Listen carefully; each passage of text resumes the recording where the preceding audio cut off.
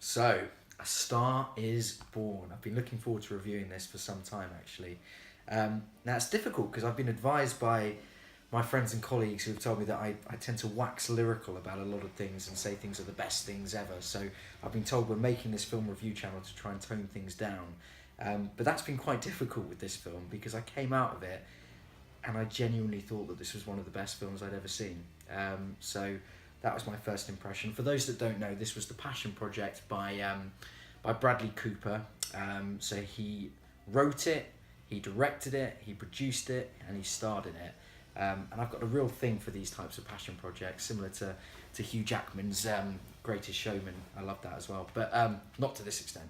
But so my first impressions when coming out of this film were just that this was an emotional powerhouse. I mean, the story, I'm sure everybody's familiar with it, but it's the fourth iteration of A Star is Born. There was one in the 30s, one in the 50s, most famous one with Barbara Streisand and Chris Christopherson in the 70s, and now we've got our modern version here in 2018 starring Lady Gaga and Bradley Cooper.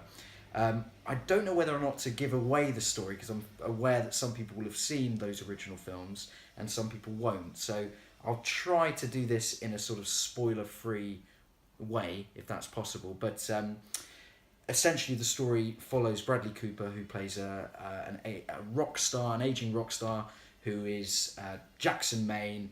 He plays with a fantastic band, and his career just seems to be dwindling. He's reached the precipice, still touring, selling out shows and things like that, but it's just starting to dwindle, and we see he's sort of started to, lose himself to an extent with alcoholism and drugs, and at one point we see steroids being injected into his bum, so he's really on the kind of, the late stage of his career, it's suggested.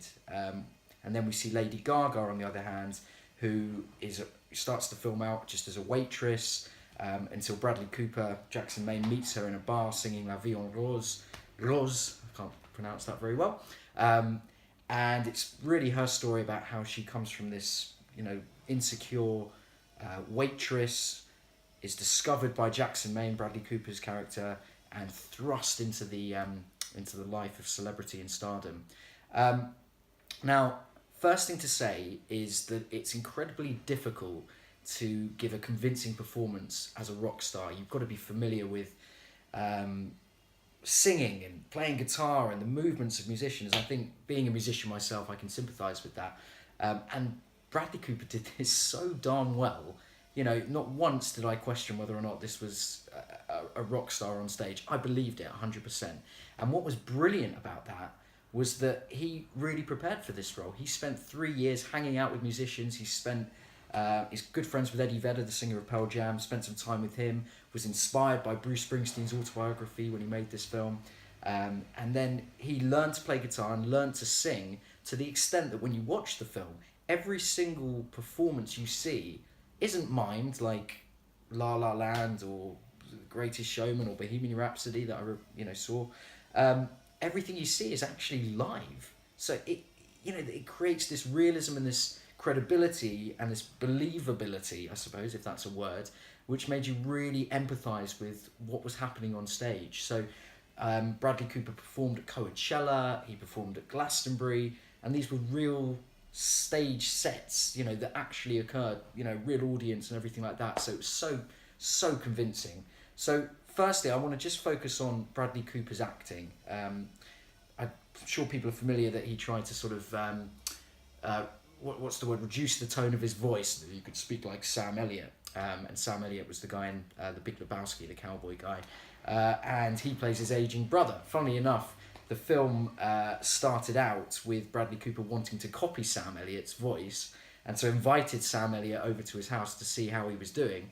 And on the basis of that meeting, he said, "Sam, you've got to be in my film. You've got to play my brother." And that's how it went from there. So it's lovely how it all kind of came together. But his performance was just so believable and so tragic. And it's interesting because I've watched this twice, and I've heard different perspectives on this from different people. And some people kind of look at the film as Jackson Maine being this character that's really jealous of Lady Gaga or Ali's success in this movie and can't deal with a woman being at the precipice and being more successful than him. I took a very different view to that, and I saw it as a man who was not struggling with her fame, but struggling with his own demons. And a lot of people have said, "Oh, we're never given any real detail about any information about why he's depressed, what actually happened in his past to drive this." But from my perspective, depression isn't derived from a particular incident or a particular thing. It derives from a feeling, and I think the way they kept it vague was very in keeping and very true to what depression is all about.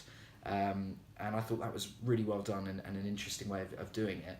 Now, from another acting perspective, Lady Gaga, well, we all know that she's a powerhouse on stage and got a fantastic voice, but my word, she was good in this. The vulnerability of her, the sort of the believability of her coming from this lowly waitress and developing all the way up into this global superstar. Her journey and her character arc was beautifully played, and I just found her mesmerising, and to the extent that I had to go and watch the Netflix documentary 5'2" straight away, because I was just so transfixed by her and found her so interesting. So from an acting perspective, phenomenal.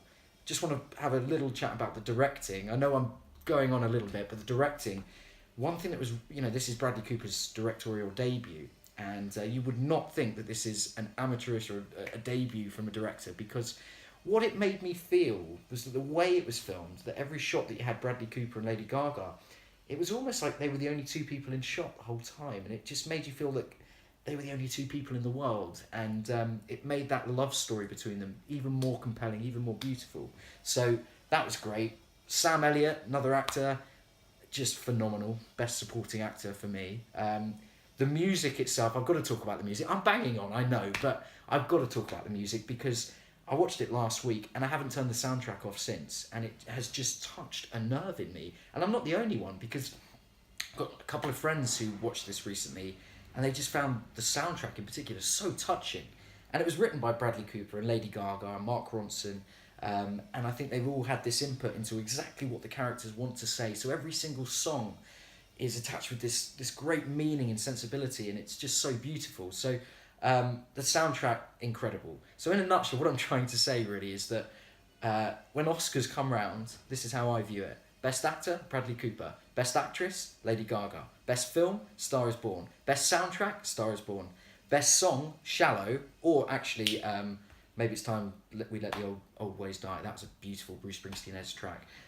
So overall, I just want to say I absolutely adored this film, and I would strongly urge anybody who is interested in film, in entertainment, in cinema, to go and see this and be part of an emotional roller coaster, because it just tugs at your heartstrings with this gravitas and credibility and beauty that I've not seen in a film since, I don't know, I suppose the last love story that I was this impacted by was Titanic back in '96. And the very last thing I want to say is that I was so impacted by this that my wife will tell you this.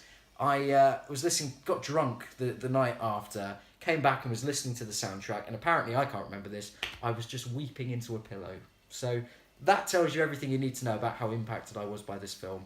I hope you go and see it. I hope you enjoy it. This, for me, gets a 9 out of 10. Thank you.